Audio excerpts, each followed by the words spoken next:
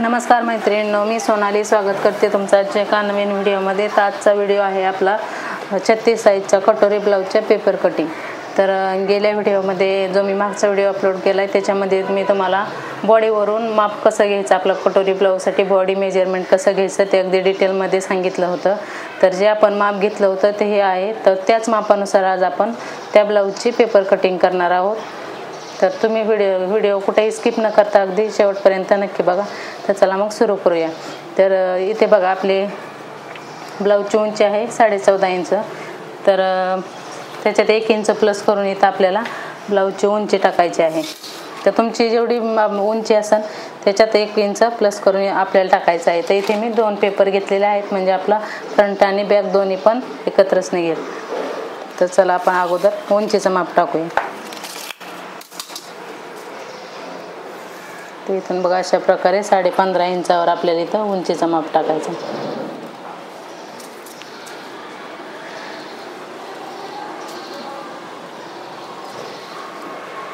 इथे बघा अशा प्रकारे मी 2 ठिकाणी मार्किंग केलेलं आहे। नंतर इथं आपल्याला अशी सरळ लाईन आखून घ्यायची आहे। आणि ही आपली शोल्डरची पट्टी आहे, आपल्याला इथं शोल्डरचं माप टाकायचं आहे। तर आपल्याला 36 साईडसाठी शोल्डर घ्यायचं आहे 5.5 इंच। इथे बघा अशा प्रकारे 5.5 इंचावर आपल्याला एक मार्किंग करून घ्यायचं आहे।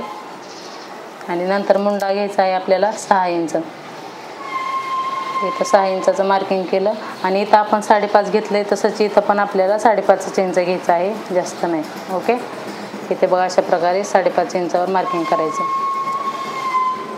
आणि जो मुंड्याचा घेतलेला आहे ते 6 इंच। मग इथं अशा प्रकारे आपल्याला सरळ लाईन जोडून इथं मुंड्याचा शेप देण्यासाठी आपल्याला लाईन आखून घ्यायची आहे।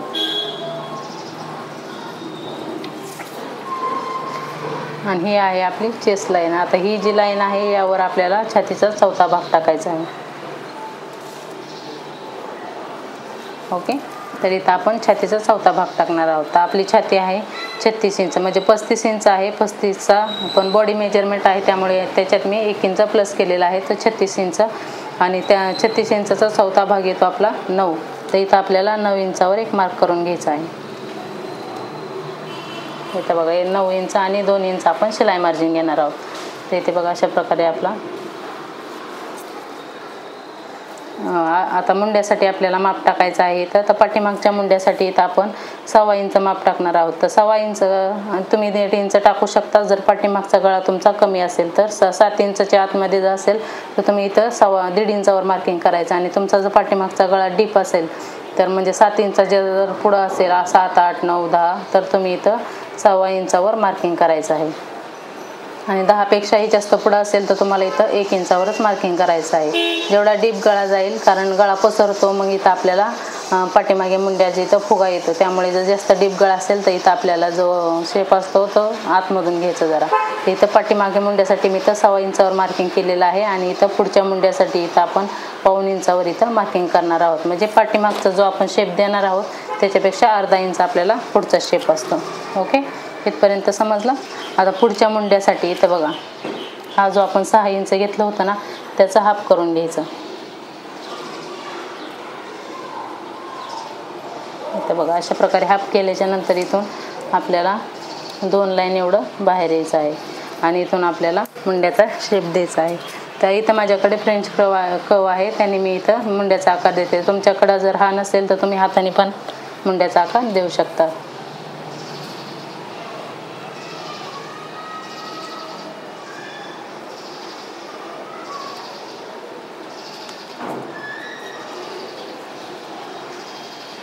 इथे बघा अशा प्रकारे इथं आपल्याला पाठीमागच्या मुंड्याचा आकार देऊन घ्यायचा आहे। आणि लगेच आपल्याला पुढच्या मुंड्याचा पण इथं आकार देऊन घ्यायचा आहे।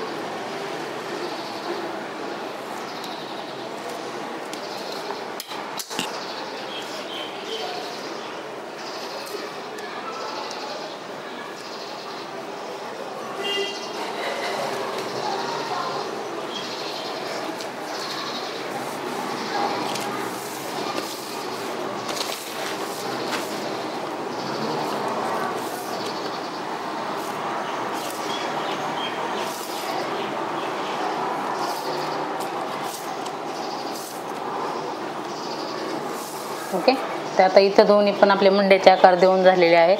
आता आपण कमरेचं माप टाकूया. तर माझी कमर आहे 27 इंच. तर 27 इंचाचा चौथा भाग किती येतो? 5.25 इंच. तर इथं 5.25 इंचावर आपल्याला एक मार्किंग करायचं आहे अशा प्रकारे. नंतर आपण पाठीमागे एक टक्स देतो तो 1 इंचाचा. पाठीमागे टक्ससाठी आपल्याला 1 इंच घ्यायचं आहे आणि 2 इंच आपण शिलाई मार्जिन, जेवढं आपण इथं घेतलेलं आहे तेवढं शिलाई मार्जिन इथं पण आपल्याला घ्यायचं आहे. आणि ह्या दोन जे लाईन आहेत त्या आपल्याला सरळ आखून घ्यायच्या आहेत.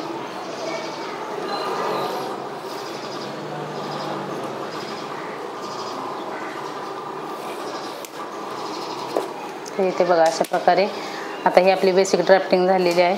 आता इथं आपण गळ्यासाठी मार्क करणार आहोत. तर तुम्हाला शोल्डर पट्टी जेवढी आहे त्याच्यापेक्षा तुम्ही 1.25 इंच त्यात एक्स्ट्रा घ्यायचं आहे. आता मला शोल्डर पट्टी समजा 2ची पाहिजे असेल तर मी इथं 2.25 इंचावर शोल्डरसाठी मार्क करणार, किंवा 2.5ची हवी असेल तर 3.25 इंचावर. जेवढी पण तुम्हाला शोल्डर पट्टी रेडी हवी असेल त्याच्यात 1.25 इंच ॲड करून तुम्हाला इथं शोल्डर पट्टीचा मार्क टाकायचा आहे. तर मला इथं 2च हवी आहे, तर मी इथं 2.25 हवी आहे, तर मी इथं 3 इंचावर मार्किंग करते. आणि म्हणजे 1.25 इंच आपल्या शिलाईत गेलं की 2.25 माझी शोल्डर पट्टी तयार राहील. आणि इथं गळा रुंदी आपली 2.5 इंच आहे. आणि आता पुढचा गळा आपल्याला डीप घ्यायचा आहे 6.5 इंच. तुम्ही 6 इंच पण घेऊ शकता. आणि इथं खालच्या साईडला आपल्याला गळा 2.5, जास्तीत जास्त तुम्ही 2.25 इंचापर्यंत घेऊ शकता. ह्याच्यापेक्षा जास्त आपल्याला खालच्या गळ्याची रुंदी घ्यायची नाही, नाहीतर कटोरीचा इथला जो गळा असतो ना तो पसरट होतो. त्यामुळे इथं आपल्याला 2.5 ते 2.25 इंचावरच मार्क करायचा आहे, जास्त मोठा गळा घ्यायचा नाही आहे. तर इथे बघा अशा प्रकारे मी इथं बॉक्स तयार करून घेते आपल्या पुढच्या गळ्यासाठी. असं बॉक्स तयार करून झाला. आता इथं आपल्याला पुढच्या गळ्याचा शेप द्यायचा आहे.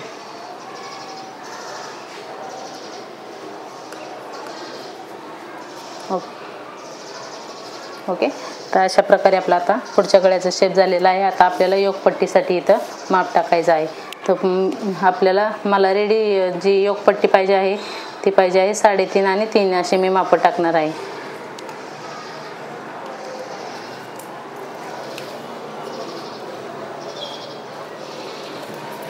तुम्ही योगपट्टी कमी पण घेऊ शकता, कारण उंची जास्त आहे त्यामुळे मी इथं योगपट्टी 3.5 आणि 3ची घेतलेली आहे. तुम्ही 3 आणि इथं 2.5 इंच पण घेऊ शकता. ओके. तर इथं 3 घेतले तर इथं पण आपण 3च घ्यायचं आहे. अगोदर सरळ लाईन आखून घ्यायची आहे आणि नंतर मग आपल्याला योगपट्टीचा शेप द्यायचा आहे. म्हणजे आपल्या योगपट्टीचा शेप आहे तो परफेक्ट येतो. नाही तर मग बऱ्याच बायकांचं काय होतं ना, योगपट्टी जी असते ना ती छातीवर अशा चढते जराशी वरती, ती मग व्यवस्थित येत नाही. त्यामुळं मग अशा प्रकारे आता इथून आपल्याला योगपट्टीचा शेप देण्यासाठी इथं बघा 3 इंचावर अशा प्रकारे मार्क करायचा आणि इथून आपल्याला अशा प्रकारे शेप द्यायचा योगपट्टीचा.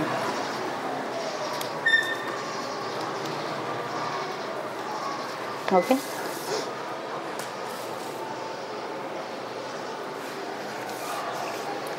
आता छाती किती घ्यायची, ही आपली कटोरी किती घ्यायची, तर कटोरी घ्यायची आपली छाती जेवढी असेल ना त्याला डिवाइड 6ने करायचं, म्हणजे त्याचा 6वा भाग करायचा. आता 36 छाती आहे, त्याचा 6वा भाग येतो 6 36 6. त्याच्यातून मायनस आपल्याला 0.5 म्हणजे अर्धा इंच कमी करायचं. आपली कटोरी किती येणार 5.5 इंचाची.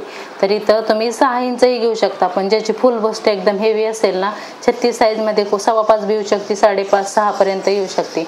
आता ते आपल्या म्हणजे क्लायंटच्या ह्याच्यानुसार असं की ज्याची हेवी बस्ट असेल त्याला तुम्ही 6 इंच घ्या, कमी असेल नॉर्मल असेल तर 5.5 घ्या, आणि म्हणजे एकदमच कमी असेल तर तुम्ही 5 इंच पण घेऊ शकता. ती छातीनुसार डिपेंड असते. तर इथं मी 5.5 इंच घेत आहे. तर इथे बघा अशा प्रकारे इथं 5.5 इंचावर मार्क करायचं आणि इथं पण सरळ एक आपल्याला 5.5 इंचावर मार्क करायचं. आणि इथे आपल्याला मुंड्यापासून आता इथं मार्क किती घ्यायचं, तर बऱ्याच जणांचा हा पण प्रॉब्लेम असतो की इथं नेमकं किती घ्यायचं, 2 घ्यायचं, 2.25 2.5. तर इथं आपल्याला 3 मार्किंग करायचे, 2 2.25 2 आणि 2.5 अशा प्रकारे 3 मार्किंग करून घ्यायचं. मग आपला कटोरीचा शेप जिथून जाईल ते आपल्यासाठी परफेक्ट शेप माप येतं. आणि इथं कटोरीपासून गळ्यापासून आपल्याला इथं 1 इंच वरती घ्यायचं किंवा वरून 5 इंच कसंही घेऊ शकता तुम्ही. वरून 5 इंच घेतलं तरी बरोबरच येतं आणि इथं खालून 1 इंच घेतलं तरी बरोबरच येतं. ओके. तर इथून आपल्याला आता कटोरीचा शेप द्यायचा आहे. तर आता बघा, ज्यांना कटोरीचा शेप द्यायला जमत नाही त्यांनी इथून अगोदर अशी सरळ लाईन आखून घ्यायची. ही जे आपण दोन्ही मार्किंग केलेत ना, इथून अशी इथे बघा अशा प्रकारे सरळ लाईन आखून घ्यायची आणि नंतर मग इथून असा शेप द्यायला चालू करायचं की आपल्याला शेप कुठून येतोय. तर बघा इथं माझी कुठल्या लाईनमधून गेली आहे, तर 2.5 इंचामधून गेली. आता इथून मी जास्त वरती घेतलं असतं तर कटोरीचा शेप बिघडला असता. त्यामुळे इथे बघा अशा प्रकारे आपल्याला कटोरीचा शेप द्यायचा आहे. आता ही लाईन आखल्यामुळे आपल्याला शेप देणं एकदम परफेक्ट म्हणजे सोपं जातं आणि आपल्या कटोरीचा शेप पण एकदम परफेक्ट येतो. ओके, तर इथपर्यंत समजलं. आपण गळा घेतलेला आहे 6.5 इंचाचा. इथं मुंडा घेतलेला आहे 6 इंच आणि जर आपण ही शोल्डर घेतलेला आहे तो घेतलेला आहे 5.5 इंच. ओके, आणि इथून कटोरी जी घेतलेली आहे ते आपण घेतलेली आहे 5.5 इंच. योगपट्टी घेतलेली आहे इथं 3.5 इंच आणि इथं 3 इंच. योगपट्टी तुम्हाला कमी हवी असेल तर तुम्ही कमी घेऊ शकता, अर्धा इंचाने. ओके, आणि आता इथे बघा शोल्डरमध्ये जर टाईट होत असेल किंवा प्रॉब्लेम येत नाही तर चुन्या वगैरे येतात, त्याच्यासाठी इथून आपल्याला अर्धा इंच एक स्ट्रेट लाईन ओढायची आहे. थोडीशी खाली अर्धा इंच नाही, 2 लाईन एवढी अशी आपल्याला इथून सरळ खाली लाईन अशी आखायची आहे.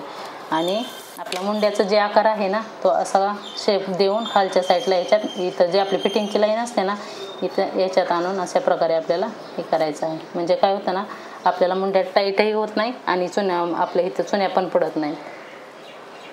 इथे बघा इथून स्ट्रेटच ओढायचे आहे कारण इथं आपली फिटिंगची लाईन मग खालीवर होते. इथून इथपर्यंत सरळ घ्यायचं आणि इथून आपल्याला ह्या दोन्ही पण जे मुंड्याचे शेप आहेत ते इथे आपल्याला याच्यात ॲड करायचे आहेत. तर आता ही आपली पूर्ण कटिंग झालेली आहे. आता हे पुढच्या आपण ही पूर्ण कटिंग करून घेऊया. तर हे दोन्ही पेपर मी एकावर एक ठेवून कटिंग करून घेते. म्हणजे आपले दोन्ही पण पार्ट एकदम संगतीच निघते, पुढचा आणि पाठीमागचा. ओके,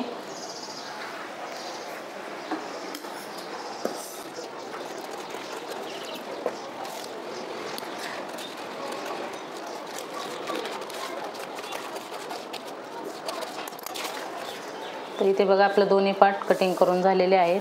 आणि अजून एक महत्त्वाची गोष्ट म्हणजे इथं तुम्हाला जर मुंड्यात प्रॉब्लेम होत असेल तर मुंडा चेक करून घ्यायचा. आपण कटिंग केलेली बरोबर आहे का नाही ते चेक करायचं.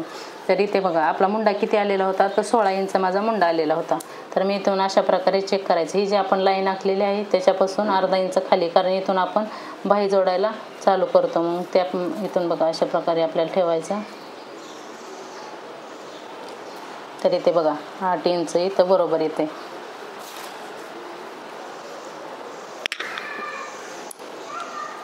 तर इथे बघा 8 इंच इथं येत आहे आणि नंतर आपल्याला अर्धा इंच इथं आपल्याला बाही जोडण्यासाठी इथं जाणार आहे.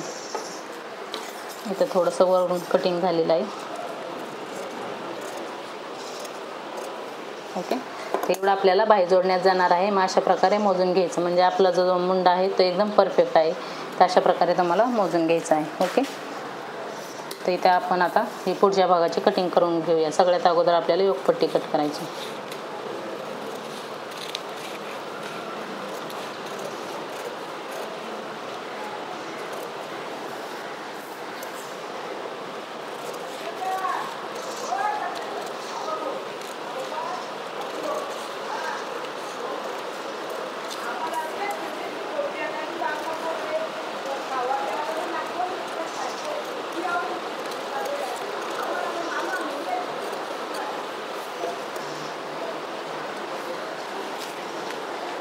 आता हा पुढच्याचा मुंड्याचा आकार जो आपण दिला होता तो आपल्याला कट करून घ्यायचा आहे.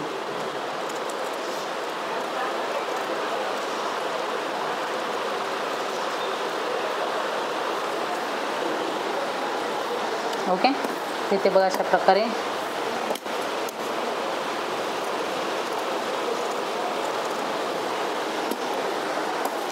आता ही आपली पूर्ण मार्किंग झालेली आहे. आता आपण ही कटोरी वाढवणार आहोत.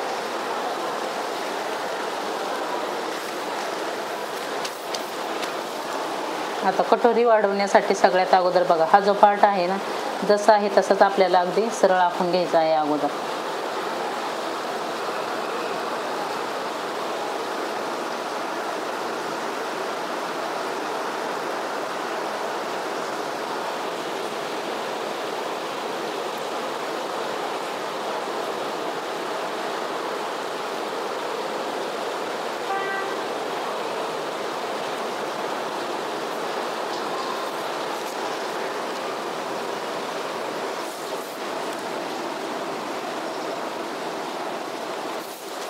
ओके दिसते.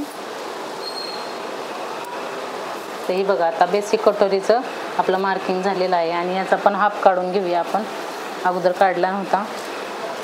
आता ही जी 5.5 इंचाची कटोरी ती अशी इथं हाफ आपला काढायचा राहिला होता. ओके तसंच इथं ठेवून आपल्याला याचा हाफवर इथं मार्क करायचा आहे. ओके आता इथं समोरच्या साईडला आपल्याला कटोरी किती वाढवायची तर 1.5 इंच कटोरी वाढवायची.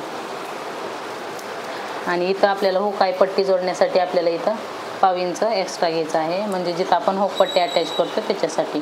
तर इथं बघा किती आलं आहे आपलं. इथं हे आलं आहे 5.5 इंच. तर इथं पण आपल्याला 5.5 इंचच घ्यायचं आहे. 5.5 आणि 1 लाईन आलेला आहे, तर इथे पण आपल्याला 5.5 इंचच घ्यायचं आहे. इथे बघा अशा प्रकारे 5.5 इंच इथं आपल्याला अशी तिरकी लाईन जोडून घ्यायची. ओके आता इकडच्या साईडला पण आपल्याला 1.5 इंचच वाढवायचं आहे. आणि इथं आपण जिथं कटोरी अटॅच करतो ना त्याच्यासाठी इथं वरती 1/2 इंच आपल्याला वाढवायचं आहे. आणि आता इथं 1/2 इंच वाढवलं तर कटोरीच्या मध्यात आपल्याला इथं 1 इंच घ्यायचं, म्हणजे कटोरीचा शेप आपला परफेक्ट येतो. अशा अगोदर डॉट डॉट द्यायचे आणि बघायचा आपला कटोरीचा शेप एकदम परफेक्ट येतोय का. तर यानुसार आपल्याला कटोरीचा शेप द्यायचा आहे.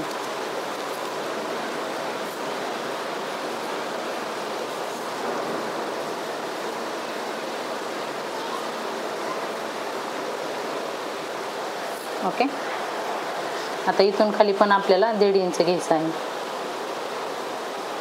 अशा प्रकारे 1.5 इंच घ्यायचं आहे. आणि ज्याला एकदम जास्त कटोरी अशी मोठी नको असेल त्याच्यासाठी तुम्ही इथं 1 इंच घेतलं तरी चालतं, म्हणजे एकदम जास्त उभार येत नाही आपल्याला. कमी छातीवाल्यांसाठी इथं 1 इंच घ्यायचं. आणि साईडला पण 1 इंच तुम्ही वाढवू शकता. एकदम जास्त हेवी चेस्ट एकदम नॉर्मल कमी चेस्ट असेल ना त्याच्यासाठी इकडं तुम्ही 1 इंच वाढवून घेऊ शकता. आता 1.5 इंच वाढवलं आहे, तिथून आपल्याला हे पॉईंट अशा प्रकारे जोडून घ्यायचे आहेत.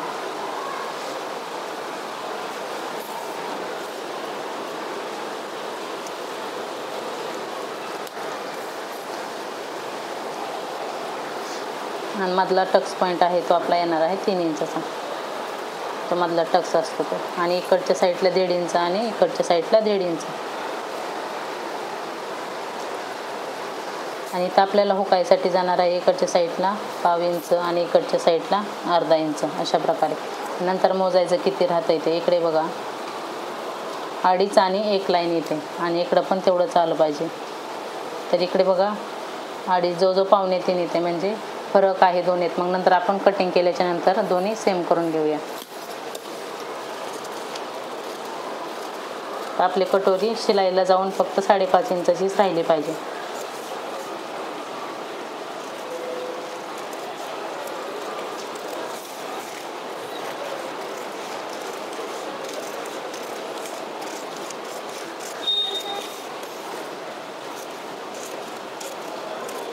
आता कटोरी कट झाल्याच्या नंतर अशा प्रकारे ठेवायची आणि म्हणजे कमी जास्त जरी थोडाफार झालेला असला ना पण तर सरळ करून घ्यायचा.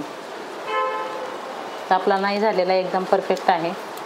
तर इथे बघा अशा प्रकारे ही आपली कटोरी पूर्ण वाढवून तयार झालेली आहे.